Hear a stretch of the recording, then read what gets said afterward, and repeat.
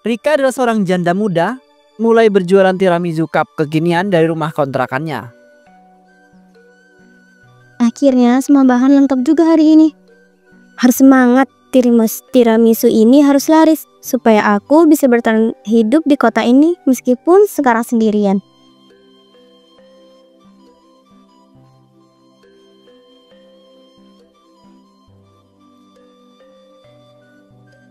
Hai Rika, aku lihat dari status WhatsApp kamu, katanya kamu mulai jualan tiramisu cup ya? Boleh aku coba satu nggak? Tentu aja boleh dong Del. Nih, aku baru aja selesai yang rasa original. Aku pasti ini manisnya tuh pas, nggak bikin enek, dan krimnya tuh bikin lagi. Wah, kelihatannya enak banget ya. Kamu tuh ya, dari dulu memang jago kalau soal urusan dessert beginian. Pasti banyak yang suka deh.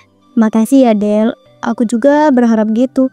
Jualan ini bukan cuma soal cari untung, tapi juga bentuk semangat baruku buat jalani hidup setelah semua yang terjadi. Aku salut sama kamu Rik, kamu tuh kuat banget.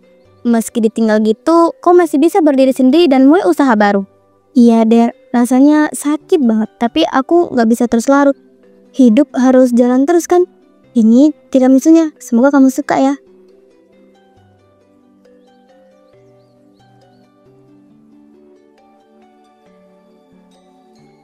Rika, ini beneran kamu yang jualan tiramisu? Katanya enak banget, makanya aku langsung kesini. Iya Bu Rahma, ini usaha kecil-kecilan aja. Aku coba bertahan dan bangkit lagi. Yuk dicoba, ini ada yang 3 varian rasa. Original, matcha, sama coklat kopi. Wah, kreatif juga ya kamu. Padahal aku kira kamu bakal lama vakum setelah suamimu pergi. Tapi kau malah bangkit dan jualan begini. Salut deh aku. Terima kasih banyak ya Bu. Sebenarnya awalnya juga ragu sih. Tapi ya kalau nggak mulai sekarang, aku kapan lagi bisa mandiri? Awalnya Rika menggunakan bahan-bahan yang bagus dan segar meski modalnya kecil, pesanan mulai banyak, tapi Rika merasa untungnya terlalu tipis. Rika, satu tiramisu yang original ya. Aku penasaran banget, dari tadi lihat orang rame beli ke sini. Siap Mas Tono, nih tiramisunya masih fresh banget. Aku racik tiap pagi supaya kualitasnya tetap terjaga. Bagus banget, kamu mulai usaha sendiri. Padahal banyak orang yang kalau kena musibah malah nyerah. Tapi kamu malah semangat banget. Iya Mas, aku coba ubah rasa sakit itu jadi motivasi. Biar aku bisa buktiin kalau aku bisa jalanin hidup tanpa harus bergantung sama siapa-siapa.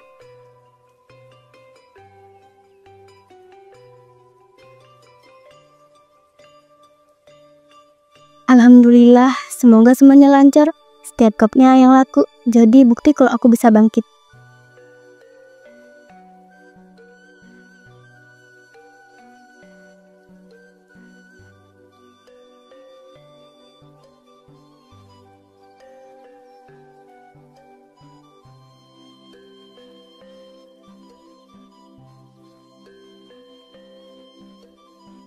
Setiap hari aku bangun pagi, belanja bahan ke pasar, terus mulai produksi dari siang sampai malam.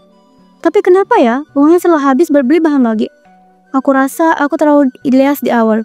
Semua bahan aku pakai yang bagus. Krim impor, biskuit mahal, kopi asli.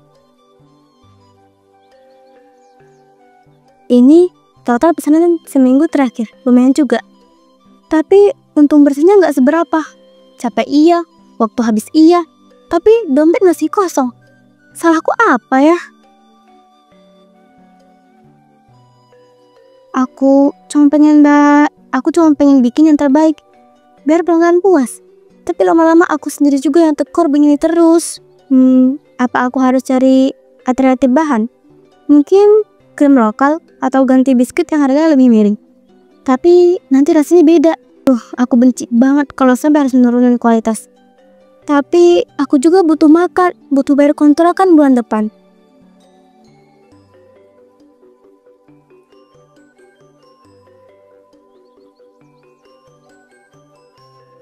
Suatu hari saat Rika pergi berbelanja di pasar, ia kemudian bertemu pedagang grosir yang karena tergiur harga murah, namun kadaluarsa.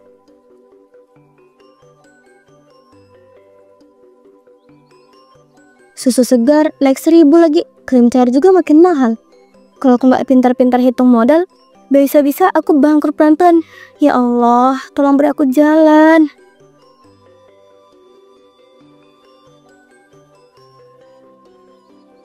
5 menit kemudian. Ayah Neng, ini biskuit Ladyfinger murah banget, 3 karton cuma 150.000, masih bagus, cuma tanggal kadaluarsanya lewat dikit doang. Ini udah lewat tanggalnya. Saya butuh bahan yang kualitasnya bagus buat jualan, Pak. Soalnya ini buat usaha, bukan buat dikonsumsi sendiri. Coba aja lihat sendiri, warnanya masih oke, teksturnya juga masih renyah. Kadang itu tanggal dibungkus cuma patokan aja, padahal isinya masih bisa dipakai kok. Kalau saya beli banyak, apa benar aman? Saya nggak mau sampai ada pembeli yang komplain, tapi harganya memang jauh lebih murah dari yang biasa saya pakai. Saya udah jual ini ke banyak orang dan nggak ada masalah apa-apa. Kalau Neng beli sekarang, saya kasih bonus 1 karton lagi deh. Lumayan buat nambah untung ya kan? Kalau aku beli ini, modalku bisa hemat banyak. Mungkin cukup buat beli bahan tambahan lain juga. Tapi ini keputusan berat. Aku nggak mau kecewain pelanggan. Tapi aku juga harus bisa bertahan hidup. Udah Neng, ambil aja. Kalau nggak hari ini bisa keduluan orang lain loh. Saya itu nggak jamin stok besok masih ada. Baiklah, saya ambil 3 karton dulu. Tapi kalau ternyata beneran nggak layak, saya nggak akan beli lagi. Ya Pak. Setelah ia mulai memakai biskuit kadaluarsa itu di tiramisu buatannya, lalu tetap menjualnya tanpa memberitahu para pembeli.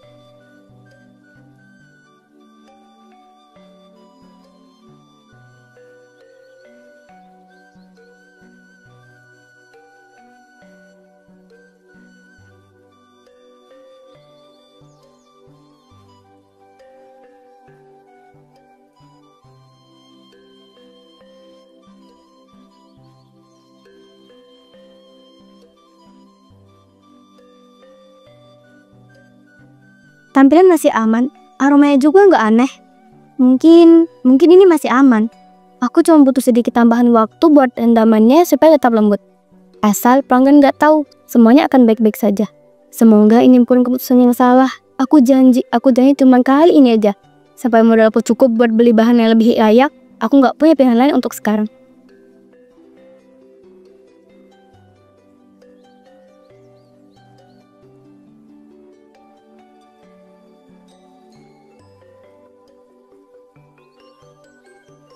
Rika, aku beli 2 cup ya, yang original. Anak-anak di rumah doyan banget sama tiramisu kamu. Siap Kak, ini yang originalnya masih fresh. Baru selesai aku buat tadi pagi.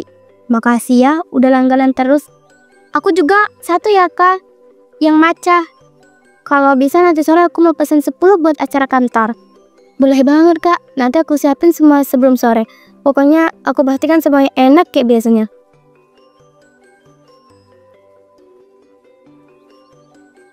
Rika bangga bisa meraup untung yang besar. Ia bahkan mulai promosikan dagangannya lewat media sosial. Akhirnya daganganku laku keras. Modal kecil tapi untungnya gede banget. Aku nggak nyangka keputusan ambil bahan diskon itu malah bikin dagangan makin cuan. Nggak ada yang komplain juga. Berarti aman-aman aja kan?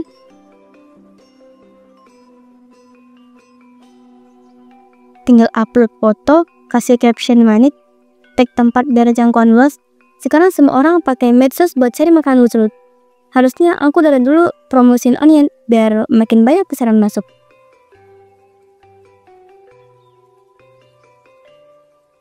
Keesokan harinya Rika kembali pergi untuk membeli biskuit basi ke tempat awal dia mendapatkan biskuit basi tersebut. Tapi kali ini Rika membeli lebih banyak.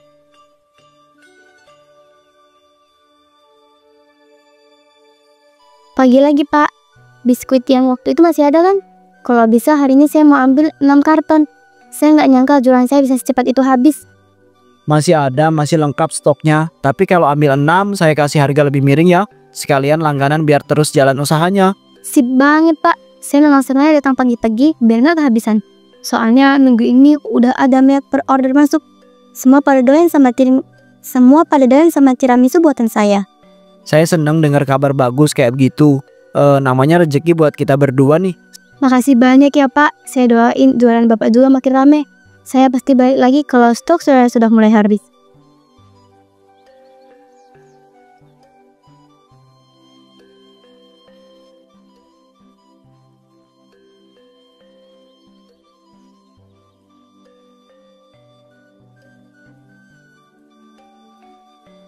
Setelah belanja biskuit kadaluarsa, dalam perjalanan pulang, Lia bertemu dengan tetangganya Bu Jumi. Mereka saling berhenti untuk bertegur sapa.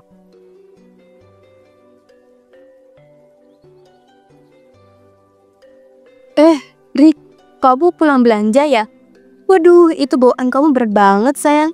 Jangan-jangan kamu lagi borong buat usaha tiramisu kamu itu ya? Iya bu, ini belanja bahan aja.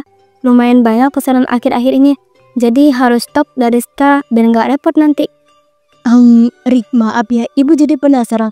Tapi itu biskuitnya kok bungkusnya usam begitu ya? Jangan marah ya. Tapi kayaknya itu udah kadaluarsa deh. Ibu pernah lihat bungkus yang sama di pasar loh. Ah, itu bu, sebenarnya bukan buat dijual kok. Itu biskuit buat eksperimen resep aja. Aku juga belum tentu pakai, cuma iseng beli karena ditawarin murah. Iya, semoga aja nggak dipakai buat dijual ya Rik. Soalnya banyak anak kecil juga suka beli tiramisu kamu. Ibu cuman khawatir aja, itu aja. Iya bu, makasih masukannya. Waduh, saya lupa belum jemur adonan di rumah. Saya pamit dulu ya bu, nanti ngobrol lagi.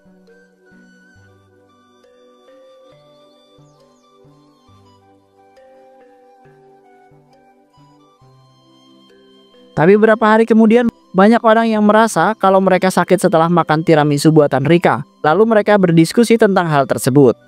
Saya udah 2 hari ini bolak-balik kamar mandi Pak RT. Dan kata suami saya, itu semua gara-gara tiramisunya buatan si Rika. Saya sih awalnya nggak mau nuduh ya. Tapi kok semua yang makan nasibnya hampir sama ya? Iya Pak RT, saya juga sampai nggak masuk sekolah. Iya Pak RT, anak saya juga sampai nggak masuk sekolah karena perutnya mulus terus. Padahal biasanya dia tahan banting kalau soal makanan. Baru kali ini saya lihat dia segitu lemasnya. Sama Bu, saya juga sempat mikir mungkin karena kecapean. Tapi setelah ngobrol sama para tetangga, banyak yang ngalamin hal yang serupa setelah makan tiramisu itu. Mulai deh saya curiga, jangan-jangan memang bukan kebetulan ya. Kalau banyak warga yang mengalami hal yang serupa, berarti ada yang tidak beres sama tiramisu buatan Rika itu. Kita harus cari tahu penyebab pastinya. Kalau saya perhatiin beberapa hari terakhir itu tiramisnya juga kayak ada yang aneh. Warnanya pucat dan baunya juga nggak enak waktu awal-awal dijualan. Betul Bu Sari, saya juga ngerasa gitu. Tapi karena udah biasa beli jadi saya pikir cuma perasaan aja. Lagi pula Rika kelihatan niat banget jualannya. Saya nggak tega buat curiga waktu itu. Tapi kenyataannya sekarang satu kamu jadi korban. Kita nggak bisa anggap sepele nih. Kesehatan warga itu nomor 1.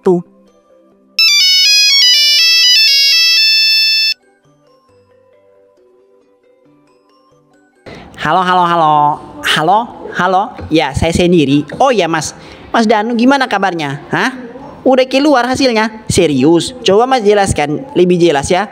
Saya di sini lagi rapat sama warga. Iya Pak RT.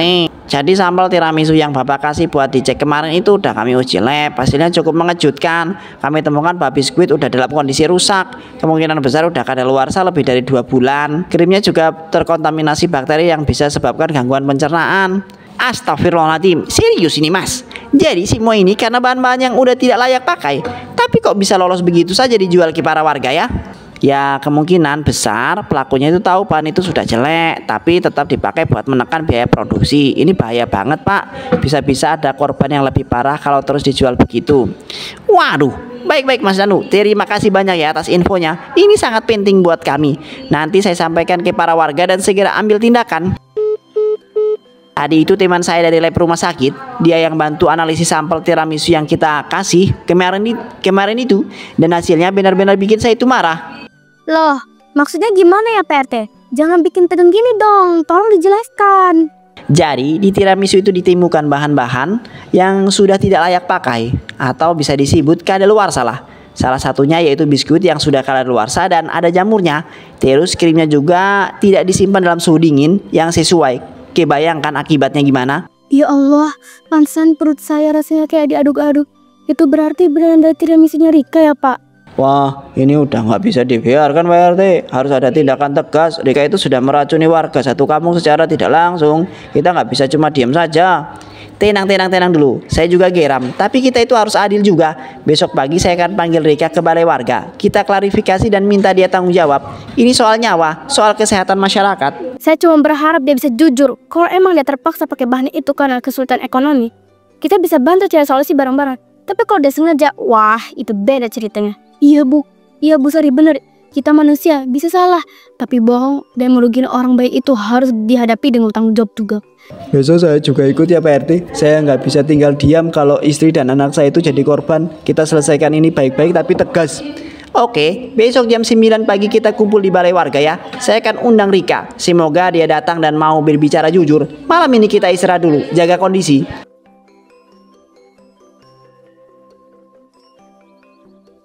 Keesokan harinya warga rame-rame mendatangi lapak Rika dan menuntut penjelasannya. Rika terpojok dan tetap tak mengaku. Rika, kami semua di sini bukan tanpa alasan. Kami butuh penjelasan langsung dari kamu. Jangan papa nggak tahu. Selamat pagi semuanya. Ada apa ya rame-rame seperti ini? Kalau mau beli tiramisu, sabar ya. Aku baru aja saya ngeracik beberapa cup.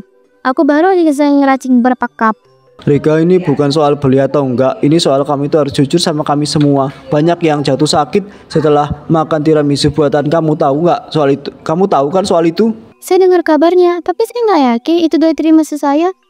Selama ini semua orang bilang rasanya enak dan aman-aman aja. Kamu serius ngomong gitu, Rik? Setelah semua kejadian, Om pikir kita semua ngada-ngada. Aneh, saya sampai muntah-muntah 3 hari gara-gara kamu. Kami sudah bawa sampel tiramisu kamu itu ke laboratorium Rika. Dan hasilnya sangat jelas. Ada bahan kadaluarsa yang kamu gunakan. Kamu tidak bisa terus menyangkal begini. Saya nggak pernah niat buat naikin siapa-siapa. Saya cuma pengen usaha saya tetap jalan. Saya butuh uang. Saya bingung harus gimana. Kami semua ngerti kamu lagi susah, Rika. Tapi kamu nggak bisa nyelamatin diri kamu dengan cara membahayakan orang lain. Kamu harus tanggung jawab. Saya cuma pakai bahan diskon yang katanya masih bisa dimakan. Saya nggak tahu kalau itu bisa bikin sakit. Saya pikir selama nggak bau masih bisa dimanfaatin. Saya benar nggak tahu ini bakal jadi kayak gini. Kamu sadar nggak, Rik? Ini bukan soal cuma uang. Ini bukan cuma soal uang. Ini soal nyawa. Kamu main-main dengan kepercayaan orang itu yang paling parah. Saya minta maaf. Saya benar-benar minta maaf. Saya cuma tahu usaha saya gagal. Saya nggak punya siapa-siapa lagi. Saya pikir ini satu-satunya jalan. Saya salah besar. Kalau kamu memang menyesal, kamu harus tunjukkan dengan perbuatan, bukan cuma air mata. Kita bisa bantu kamu cari solusi, tapi kamu harus bertanggung jawab dulu. Iya Pak, saya akan tanggung jawab.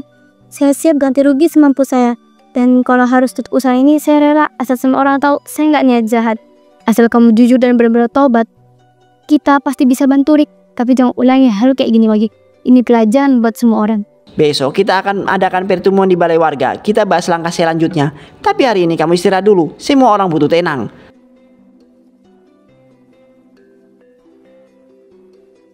Beberapa hari kemudian para pembeli kecewa dan memboikot lapaknya.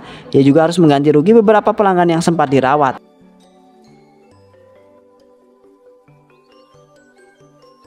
Dulu tempat ini selalu ramai. Orang-orang antri sampai senyum. Sekarang semuanya sepi, seperti tidak pernah ada kenangan baik di sini. Aku nggak nyangka semuanya bisa hancur secepat ini. Mereka semua kecewa, dan aku nggak bisa salahkan siapa-siapa kecuali diriku sendiri. Waktu itu cuma sekali, tapi ternyata sekali itu cukup buat menghancurkan semuanya.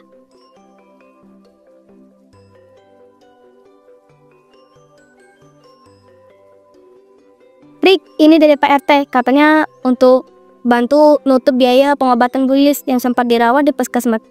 Kau memang janji mau ganti kan?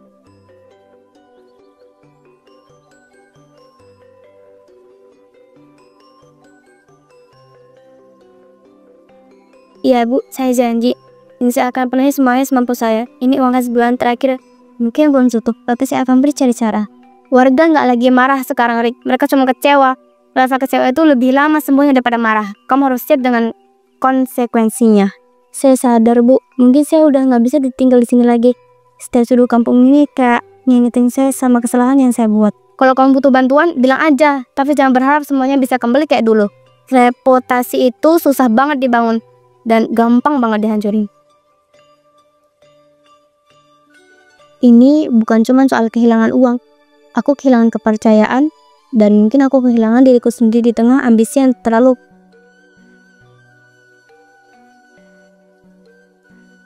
Terminal bus kecil di pinggir kota. Rika duduk di bangku tunggu dengan ransel besar di pangkuannya. Kepalanya tertunduk suasana sendu. Aku pulang bukan karena menyerah, tapi karena aku nggak punya tempat lain untuk melangkah. Kota ini terlalu kejam buat kesalahan yang kulakukan. Mungkin di kampung aku bisa mulai lagi. Meski